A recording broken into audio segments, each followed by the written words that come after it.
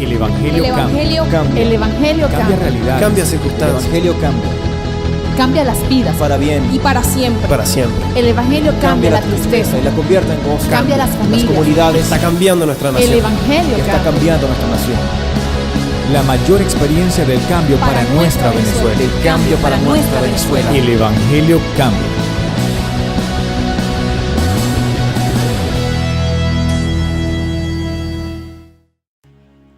Quiero que me acompañe al libro de Éxodo.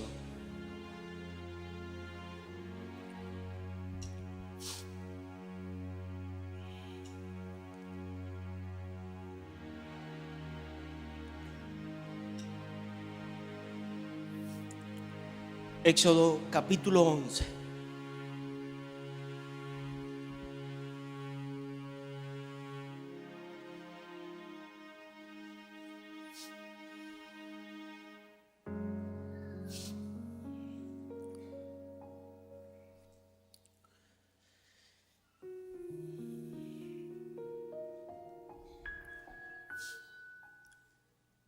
Era un anuncio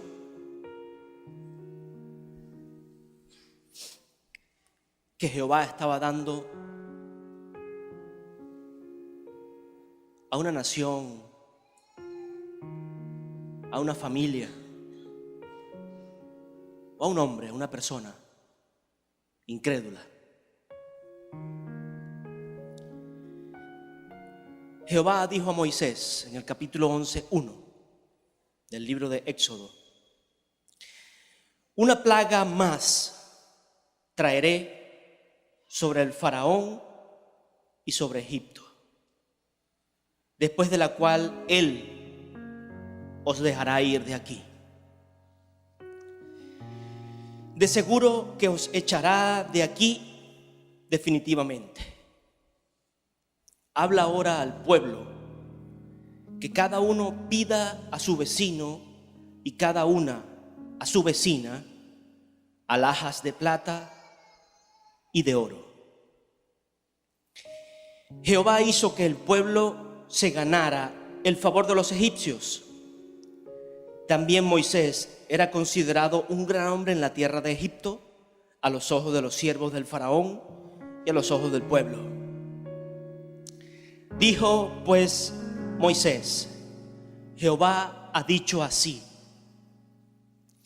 hacia la medianoche yo atravesaré el país de Egipto y morirá todo primogénito en tierra de Egipto, desde el primogénito del faraón que se sienta en su trono hasta el primogénito de la sierva que está tras el molino y todo primogénito de las bestias. Y habrá gran clamor por toda la tierra de Egipto, cual nunca hubo ni jamás habrá.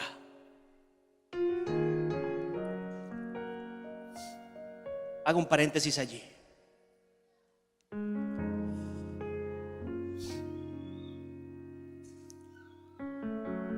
Dios nos habla hoy de que un faraón representa una idolatría en nuestras vidas.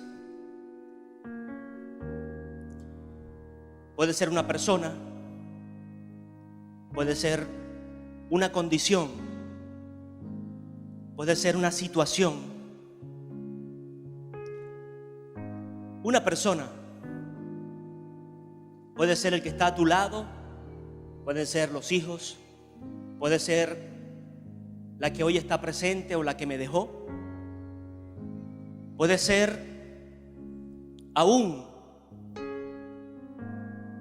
la persona que más te ama, un faraón en nuestras vidas. Una situación,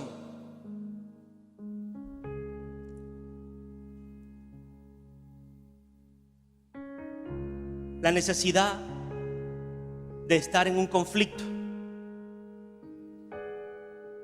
Sí, hay personas que tienen necesidad en su vida de estar en un conflicto, pensando que bajo esa condición Dios va a estar más cerca. Y siempre su mente o sus labios e incluso su mismo corazón están abocados a traer el conflicto, a hablar del conflicto, a llamar el conflicto. Una condición: necesito tener todas las condiciones dadas en mi vida para yo asistir a la iglesia. Más lejos aún, porque podemos asistir a la iglesia pero estar fuera de Cristo, ¿verdad? Necesito todas las condiciones en mi vida que se reúnan para yo poder acercarme a Dios.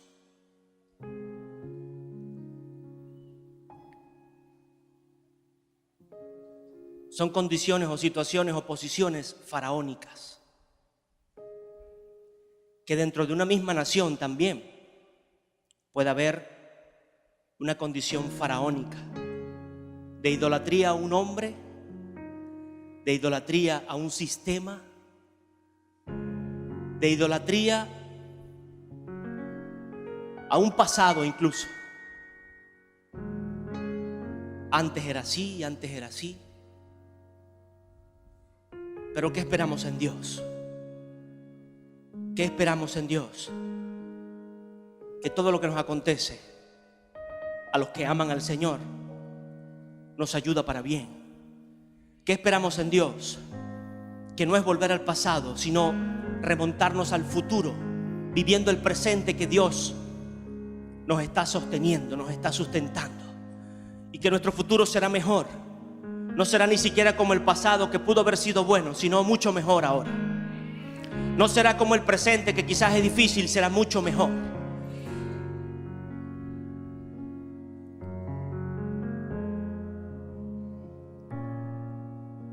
Y Dios le hablaba a Moisés. Y esto me confrontaba, porque el Señor nos habla a nosotros. El Señor te habla, iglesia. Dios te ha hablado, Dios nos ha hablado.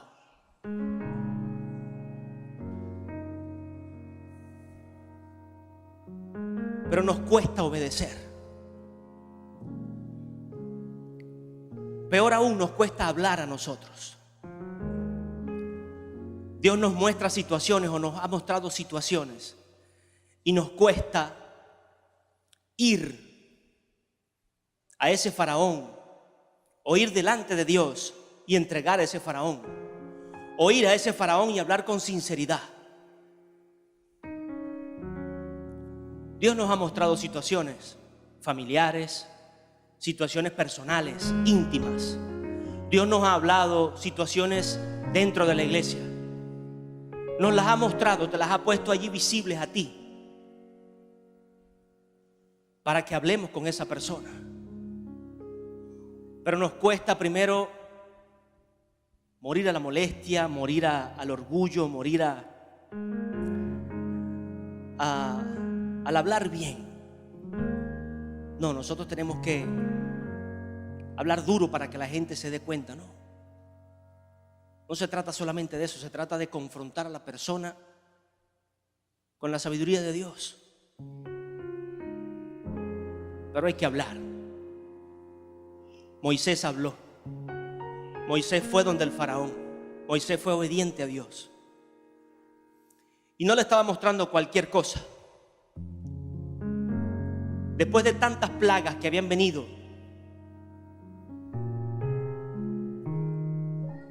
estaba por manifestarse la situación o la condición más dolorosa para un padre: perder a un hijo. Perderlo, sí. Y Moisés venía al faraón a hablarle. Y no solo el faraón, porque me llama la atención cómo dice este versículo: desde el faraón hasta la sierva que está detrás. O sea, desde el que está a la cabeza en este país hasta el último que se sienta menospreciado, que se sienta el más bajo, necesita recibir una palabra de vida y esperanza, y que esta misma palabra empiece a engendrar en esta persona un arrepentimiento, una condición genuina y sincera de volverse o volver su mirada a Dios.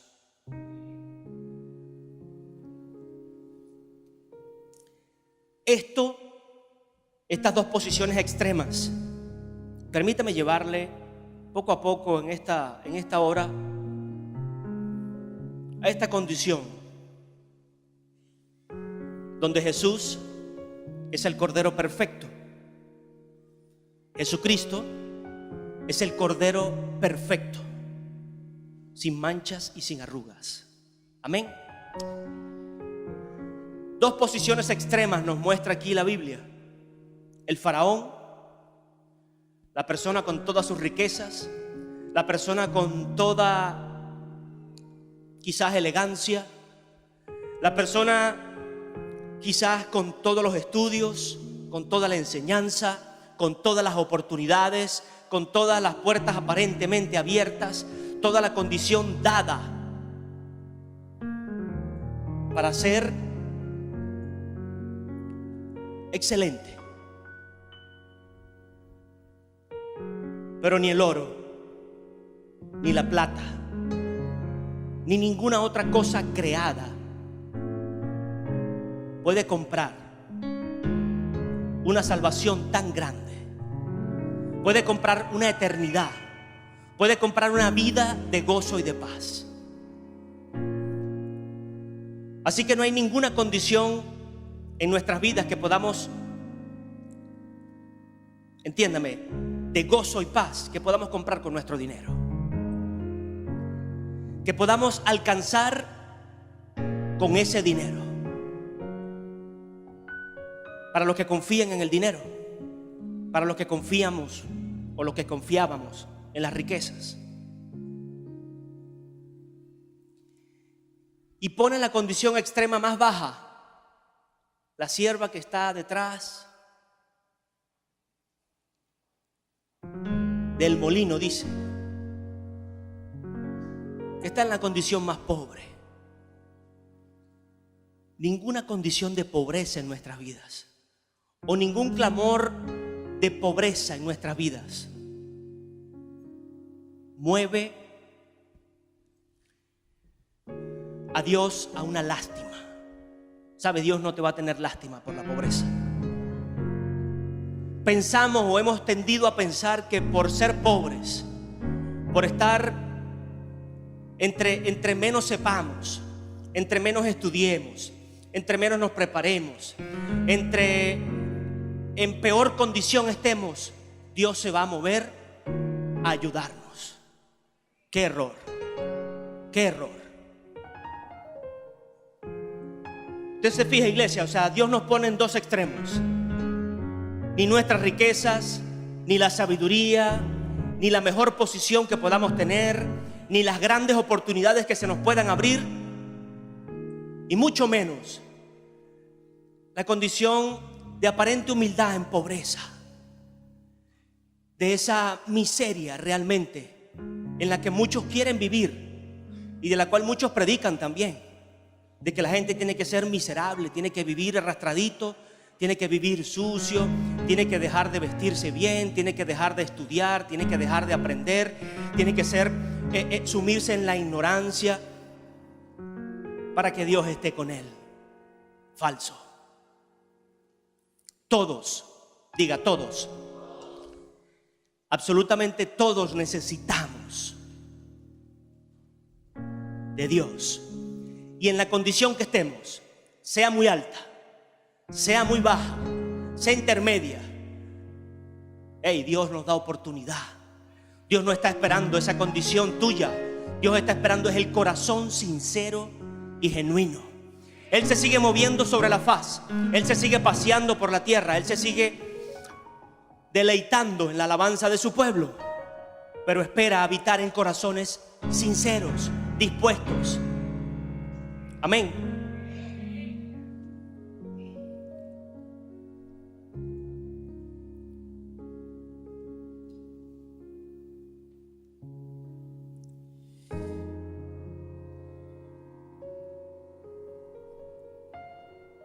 Pero contra todos los hijos de Israel, lean el 7. Pero contra todos los hijos de Israel, desde el hombre hasta la bestia, ni un perro moverá su lengua, para que sepáis que Jehová hace diferencia entre los egipcios y los israelitas. Estaba hablando de un pueblo, Israel, en esta condición, el pueblo de Dios. En el Antiguo Testamento, el pueblo de Dios, el pueblo escogido.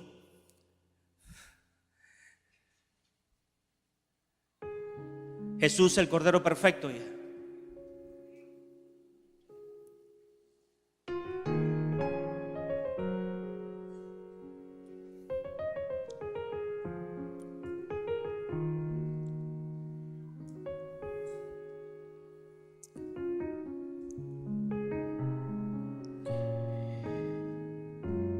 Para que sepáis que Jehová hace diferencia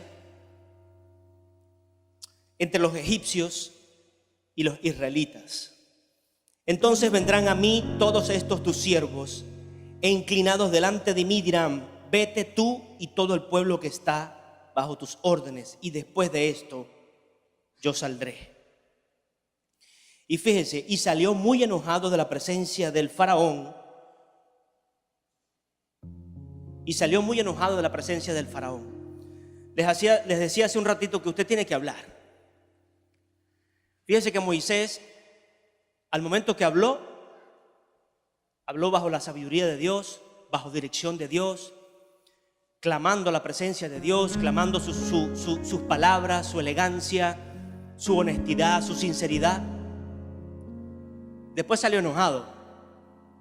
Usted se puede enojar después de que habló. Usted se acercó a esa persona, habló y sale enojado, molesto. Bueno, vaya y arrepiéntase, pídale perdón a Dios, pídale que sane su corazón, pídale que guarde su mente, su lengua, incluso de salir a hablar después de lo que haya conversado, de lo que haya dicho, para guardarse usted. Pero tenemos que hablar. Tenemos que hablar. Y muchos piensan que es hablar directamente con el pastor. Cuando el pastor, en este caso mi persona, pero es cualquier pastor, con esta iglesia mi persona, pero muchos pensamos que hay que hablar con el pastor y yo tengo la condición. La persona es la que tiene la condición, la persona es la que tiene que darse cuenta de la situación que está viviendo, por la cual está pasando, o el punto a donde lo va a llevar esa vida que está llevando.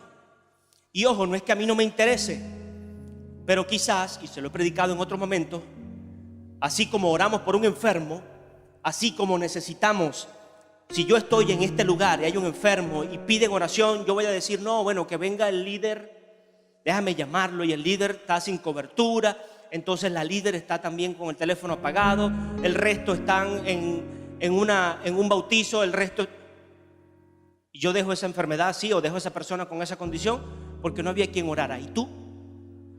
¿Y nosotros?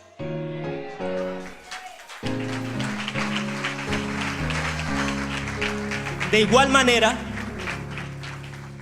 manera es cuando Dios presenta una situación ante mis ojos y es sabio, es bíblico. Acércate a tu hermano.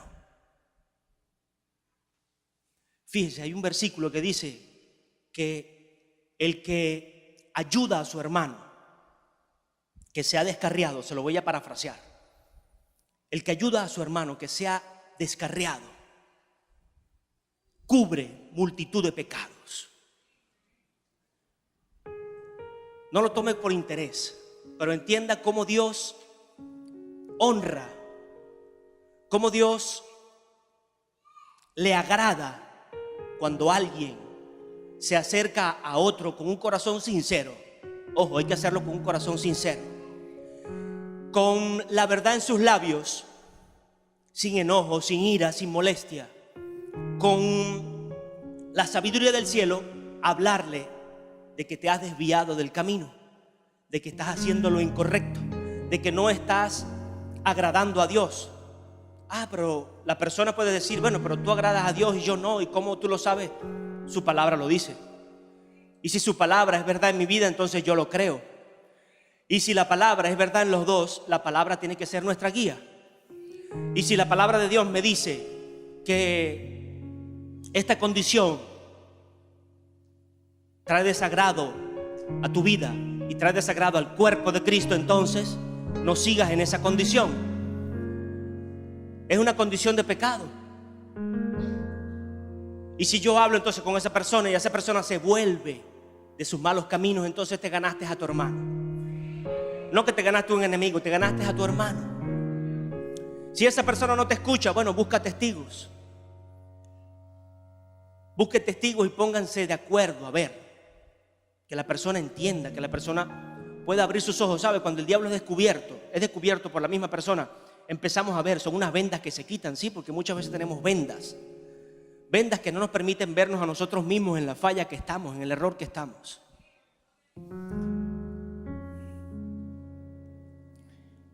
Moisés lo estaba haciendo con el faraón. El problema es que muchos, estando en esa condición, prefieren abrazar a ese faraón, su pecado, su condición, su deleite, su ratico de disfrute. Prefieren abrazar esa situación antes que arrepentirse o darse cuenta de su situación, arrepentirse y volverse a Dios. Porque quizás es más sabroso para esta carne quedarse en el pecado. Quizás es más tranquilo para mi mente yo no tener que morir. Y no es simplemente bajar unas aguas y decir hacia atrás, Señor, en tu nombre, en el Padre, del Hijo y del Espíritu Santo, sino morir realmente a la condición de vergüenza en la que estaba mi vida. Sí, porque estaba sumido en condiciones que no le agradan a Dios.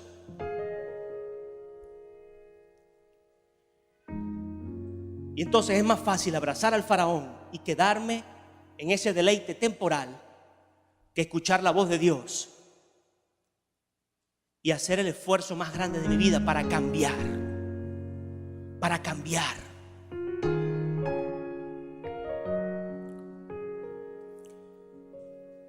Entonces muchos hermanos cuando nos hablan tienen que salir molestos. ¿Por qué? Porque no nos interesa lo que nos dicen, porque no nos interesa lo que Dios dice, porque no nos interesa la voluntad de Dios, sino me interesa que el faraón siga entronado, pensando que ese faraón va a ser mi real salida, mi felicidad, cuando eso es temporal. Cuando es temporal. Dios le estaba diciendo, ni muy alto ni muy bajo, no me vas a mover en lástima. Me va a mover tu obediencia, me va a mover tu corazón sincero, me va a mover tu arrepentimiento, me va a mover ese caminar en fe.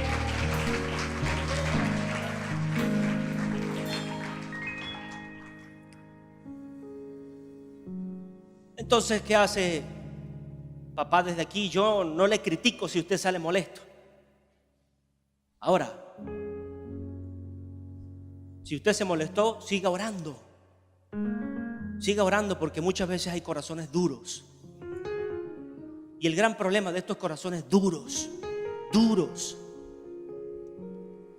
ojo, y esto puede ser dentro de la iglesia, fuera de la iglesia, puede ser una persona consigo misma, puede ser un grupo familiar, puede ser dentro o puede ser desde la cabeza de la iglesia, puede ser en una compañía, en cualquier lugar, puede ser incluso en un país, que esté un faraón entronado, pensando solo en sí mismo, en un egoísmo, en un egocentrismo. Y es un gran problema porque hay avaricia y ese egocentrismo no le permite escuchar a nadie. Entonces no escucha, no aprende, no reflexiona y mucho menos le interesa que los demás crezcan, se desarrollen. ¿Por qué? Porque es egoísta. Oh, mi Jesús.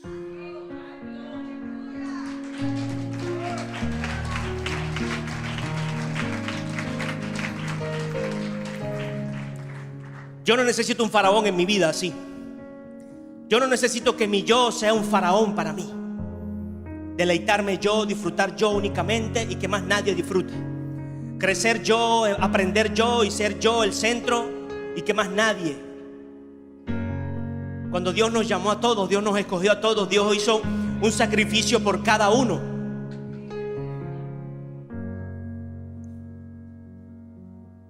Oh, mi Jesús.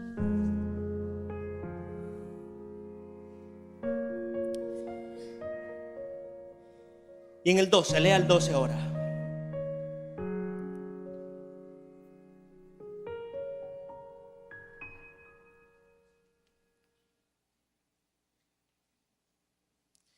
Habló Jehová a Moisés y a Aarón en la tierra de Egipto y les dijo, 12:1, este mes, iglesia, será para vosotros el principal entre los meses, o será el primero de los meses del año.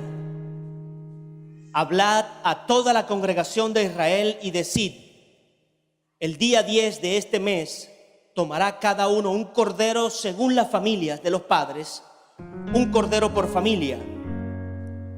Pero si la familia es demasiado pequeña que no baste para comer el cordero, entonces él y el vecino más cercano a su casa tomarán uno según el número de las personas.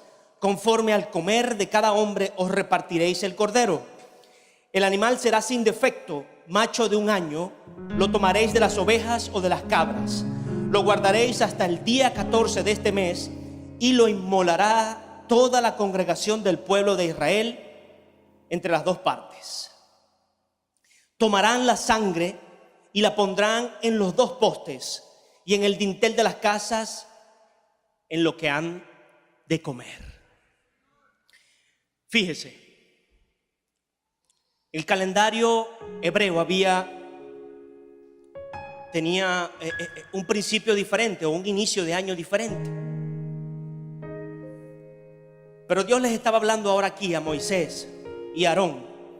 En la tierra de Egipto, este mes será para vosotros el principal entre los meses. Les estaba hablando de escoger un cordero. Y les dice en el versículo, un cordero, un salvador. Ojo, Dios hace diferencia entre su pueblo y el pueblo de Egipto. Lo dice la palabra, ¿verdad? Dios hace diferencia entre su pueblo y el pueblo de Egipto. Y le estaba dando las directrices a su pueblo.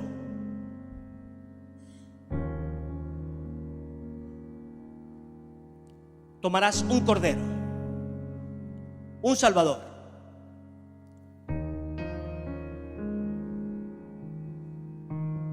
Lo apropiarás en tu vida.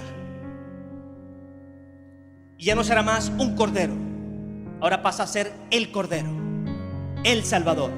Muchos toman a Jesús como un salvador, como uno más, como una opción más, como un punto más de partida, como un punto más donde de repente refugiarse. Pero cuando realmente creemos, empezamos a ver a Jesús como el Salvador. Y les estaba diciendo, tomen ese cordero y lo van a repartir. Ojo, y al repartirlo, cada quien va a tener su porción. Ya no es el Salvador, ya es mi Salvador. Dios estaba marcando un antes y un después. Y les dijo, su calendario es una cosa, pero ahora en Jesús es otra. Hay un principio al conocer a Jesús y se marca una diferencia de mi pasado a mi presente. Y lo que antes era para mí vergüenza, ahora Jesús lo borró y empieza a escribir un futuro diferente en mí. Empieza a escribir una vida diferente en mí. Yo les estoy hablando del Antiguo Testamento, en un momento donde el pueblo de Egipto imperaba o reinaba o tenía oprimido al pueblo de Israel. Y el pueblo de Israel es el pueblo de Dios. Usted y yo somos pueblo de Dios. Y puede haber muchísimas cosas que le estén oprimiendo hoy. Puede haber muchas cosas que le estén causando presión en su vida, que le estén amargando, que le estén molestando, estorbando. Pueden ser condiciones físicas, condiciones económicas, condiciones situacionales del país. Y todo esto Dios nos está diciendo que hay un cordero que es el Cordero y que puede ser tu Cordero, Jesucristo. Al nosotros decirle Señor, a nosotros reconocerle como Señor, ya el Salvador pasa a ser mi Salvador. Vas a salvar a mi familia, vas a salvar mi casa, vas a salvar mi sociedad, vas a salvar mi país.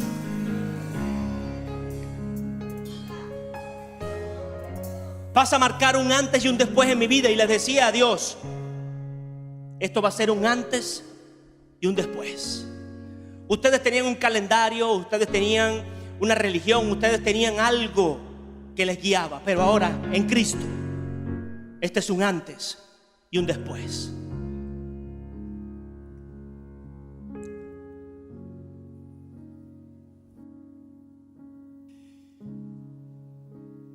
Fíjate, iglesia,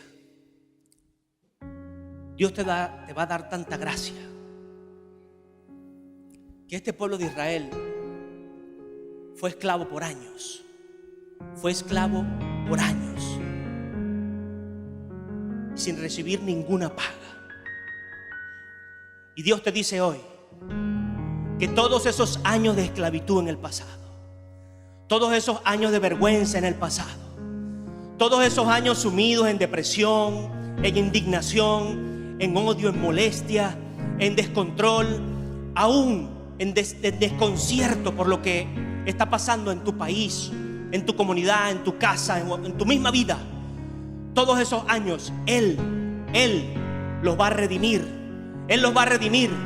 Y este pueblo salía y le pedía a los egipcios, pero no en calidad de préstamo, le pedía en calidad de pago de parte de Dios por todo el trabajo que habían hecho, o por todo el sufrimiento por el cual habían pasado sin ningún pago. Dios tiene guardada esa situación. Y cuando un corazón se acerca, Dios lo puede bendecir, Dios lo puede prosperar, Dios puede devolverle todo lo que el enemigo o el diablo le había quitado. Dios puede devolverle todo lo que había perdido, todo lo que había entregado. Lo hizo con su pueblo en el pasado bajo un antiguo pacto. ¿Usted cree que no lo va a hacer hoy? ¿Usted cree que no lo va a hacer hoy bajo este nuevo e inmovible pacto? El pacto de Jesús, el Cordero perfecto. Oh, mi Señor.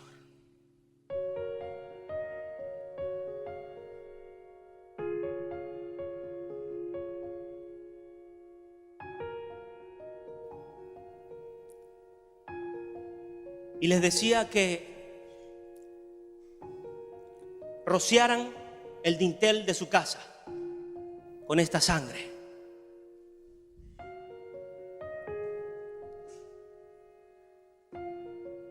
Y que comieran. ¿Sabe? El Cordero, el mismo Jesús, se veía muy hermoso caminando en la tierra. Se veía muy hermoso haciendo grandes obras. Se veía muy hermoso obrando en milagros sobre vidas aún muertas y resucitándolas. Sí, se veía muy hermoso. Pero lo que realmente nos salva a ti y a mí es su muerte. Lo que realmente salva al hombre, lo que realmente redime a la humanidad, lo que realmente restituye y nos guarda de la condición de pecado, de la situación de molestia, de estorbo, es la muerte de Cristo. Y el Cordero era de un año y era el mejor del rebaño, pero tenía que morir y su sangre ser rociada. Y Jesús hizo muy buenas obras, y Jesús hizo las mejores obras, grandes milagros, pero su muerte, su muerte tenía que llevarse a cabo. Tenía que llevarse a cabo para que tú y yo hoy pudiésemos acercarnos al trono de la gracia, para que un pacto mucho más perfecto, mucho más digno para el hombre y justo delante de Dios y de toda la creación pudiese llevarse a cabo. Para que tú y yo hoy podamos ser salvos. Para que tu familia pueda ser salva. Y ya no se trata de derramar sangre en mi casa. Se trata de declarar la sangre que fue derramada en una cruz. Ya no se trata de pelear por mi pasado. Se trata de que alguien peleó por mi pasado ya. Pelea por mi presente y peleará por mi futuro. Porque todas mis transgresiones fueron llevadas en una cruz. Se trata ahora de que mi confianza no está puesta en mi preparación, en mis riquezas o aún en mi pobreza. Mi confianza está puesta en la muerte de Cristo y en la resurrección de Jesús al tercer día de los muertos. El Cordero perfecto, el Cordero que fue probado aquí en la tierra, el Cordero que obró en milagros, en señales, en prodigios, para el Cordero que tuvo que morir, que tuvo que derramar su sangre, que tuvo que sufrir y llevar nuestras enfermedades en una cruz, para al tercer día decirnos: hay esperanza. Para decirte, iglesia, al tercer día hay esperanza en este país. Hay esperanza en tu casa, en tus hijos. Hay esperanza en tu vida de cambio. Hay esperanza, joven, en esa condición pecaminosa en la que has estado, en la que te has querido revolcar. Hay esperanza para ti en Jesús. Hay esperanza, ancianos. Nunca es tarde. No ha pasado el tiempo en vano, sino Dios dándonos oportunidad de cada día volver nuestra mirada a Él. Y eso lo estaba haciendo con su pueblo en el Antiguo Testamento y lo está haciendo hoy contigo y conmigo. ¿Sabe? Esto lo hizo gratis. No es que lo mereciéramos, no es que lo buscamos ni siquiera. Dios lo hizo por amor, para que nadie se enseñoreara de los hombres. Tendemos, y hay una tendencia en este país, a controlar, a querer controlar las cosas, a querer controlar la comida, controlar la salida, controlar lo que la gente hace, lo que la gente ve, controlar, pensando aún dentro de la iglesia que el bautizar a alguien, ya esa persona es salva, cuando realmente tiene que cambiar es el corazón. El pensar que alguien por tomar la Santa Cena ya es salvo, cuando realmente tiene que tomarla dignamente, entendiendo a quién está digiriendo, que es el cuerpo de Cristo.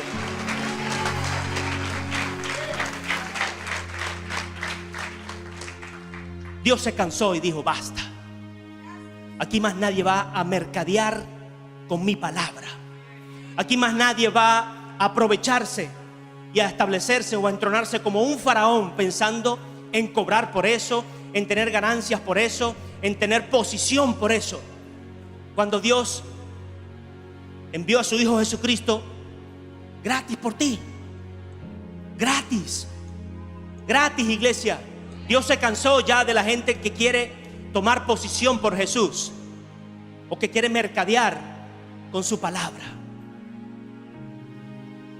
Y le hablaba a los que se iban a bautizar. Jesús no tuvo ningún problema en ponerse bajo la autoridad de Juan el Bautista para ser bautizado.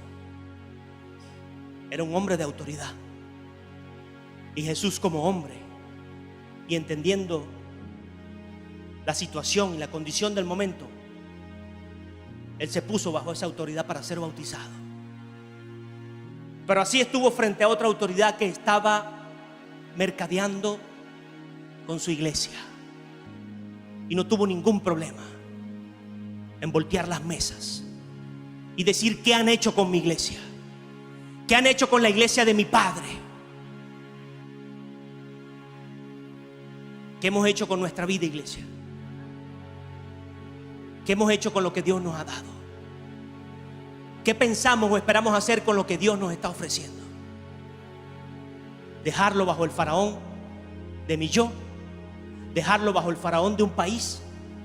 ¿Dejarlo bajo el faraón de una religión? o realmente comer el cordero, comer esa sangre, vivir esa vida. Comer el cordero es vivir esa vida. No es solamente tener a Jesús como mi ejemplo, y Jesús es un gran ejemplo, pero no me interesa vivir como vivía Jesús. Entonces yo quiero rociar la sangre en mi casa. Señor, yo declaro tu sangre aquí en mi casa. Yo declaro la sangre en mi familia. Pero no quiero cambiar mi vida. No quiero vivir la vida que Jesús vivió. No quiero vivir el ejemplo que Jesús me dio. ¿Cómo espero yo que alguien más pueda realmente acercarse a ese Jesús que estoy predicando, a ese Jesús que estoy hablando? Dios les dijo: coman el cordero, cómanlo. Y después que lo hayan comido, rocíen la sangre. Dios te dice hoy: vive mi vida, vive mis principios, come mi palabra, come mi verdad. No es religión, iglesia. Esto es palabra de vida, es sensatez. No es banalidad, es sensatez, iglesia. No es pérdida de tiempo, es sembrar para mi presente, hoy cosechar en mi futuro. Sí, porque Dios no puede ser burlado. Y los que sembramos mal, o los que siembran mal, no pueden cosechar. Y ayer no pueden cosechar cosas buenas. Es bíblico, iglesia. El hombre cosecha lo que siembra. Si seguimos sembrando en nuestra insensatez, en nuestra vergüenza, oh pastor, y entonces todos somos pecadores, sí. Pero hay una gran diferencia entre ser pecadores, ser tentados, a correr yo a la tentación, a correr yo tras mi pecado, a saber que esta condición mía de que tengo debilidad por el mismo sexo mío. Oh, sí. La mayor manipulación o la peor transgresión que ha puesto Satanás espiritual sobre una persona: tener atracción por su mismo sexo, hombre con un hombre o mujer con una mujer, y pensar que esa condición, yo puedo jugar con eso, yo puedo jugar con fuego, yo puedo pasearme por allí porque a mí me gusta. Y no se trata de condenar a nadie, ¿sí? Aquí amamos y recibimos a todos, esperando que todos puedan correr a los pies de Cristo. Yo no necesito correr a nadie de la iglesia. Yo lo que quiero es que la gente corra a los pies de Cristo, que corran a la oportunidad que nos da Dios. Entonces usted no necesita correr, para aclarar el punto, no necesitas correr a esos encuentros escondidos. No necesitas correr a esas llamadas ocultas, a esa condición de picardía. Piensas tú que más nadie lo sabe, y mucho menos Dios, cuando Dios es el primero y el más importante, el que lo sabe ya. Entonces, ¿qué vamos a hacer? ¿Dónde nos vamos a esconder? Y empezando por allí, pero cada condición de mi vida que no le agrade a Dios es un pecado. ¿Voy a seguir yo en esa condición o voy a correr a los pies de Cristo y entregársela a Él y decirle: Señor, ayúdame. Señor, mi carne es débil, sí, pero tú estás conmigo. Y ahora todo lo puedo en Cristo que me fortalece. Ahora yo no voy a correr más a ese pecado. Ahora yo no voy a seguir pensando únicamente en esa situación o en ese deleite, sino que voy a correr a tus pies. Voy a pensar diferente. Voy a ocuparme en otras cosas. Ya no tengo que seguir chismeando. Ahora voy a seguir hablando tu palabra. Y mi lengua, que era de maldición, ahora es de bendición a otros. Mi lengua que destruía a otros, ahora bendice a otros. Bendice incluso a los mismos que maldije, ¿sí? Porque hablé de este, de aquel, y después me voy a otra iglesia a bendecir a otros. No. Ven a hablar con los que maldijiste un día. Ven a pedir perdón. Ven a decirle que bueno, que hablaste de más, que tu lengua fue muy larga, o que tu oración fue muy poca, o que tu fe fue ninguna, para decirle: yo tenía esto y esto contra ti. Sí, porque cuando hablamos de alguien es porque hay una envidia, hay una posición de envidiar algo, y queremos que esa persona se hunda para nosotros sentirnos bien. Ojo, yo no estoy apañando el pecado de ninguno aquí. Si alguien habla de usted, entienda también en la posición, como hablábamos el domingo pasado, ¿qué estás atrayendo? ¿Qué etiqueta te pusiste tú con tus actos y tus actitudes? Amén. Y usted trae un equilibrio a su vida. Usted no hace lo que le da la gana y después que no hablen de mí, porque aquí no venimos a hacer lo que nos da la gana para que los demás piensen que la gracia es infinita y la gracia del Señor. Jesús vino a traer libertad a su pueblo, para sacarlo del faraón, para entregarle cosas nuevas, pero para que andásemos en vida nueva, para que nuestro pasado fuese borrado y olvidado, sí, pero no para que nosotros lo estuviéramos trayendo cada rato a nuestras vidas y pensar que podemos crucificar todos los días a Jesús para que nos limpie nuevamente. Cuando fue una vez, ahora yo tengo que comer su carne. Fue una vez, yo no puedo volver a crucificar a Jesús. Fue una sola vez. Ahora me toca comer su carne. O sea, vivir el ejemplo que Él nos dio. Amén.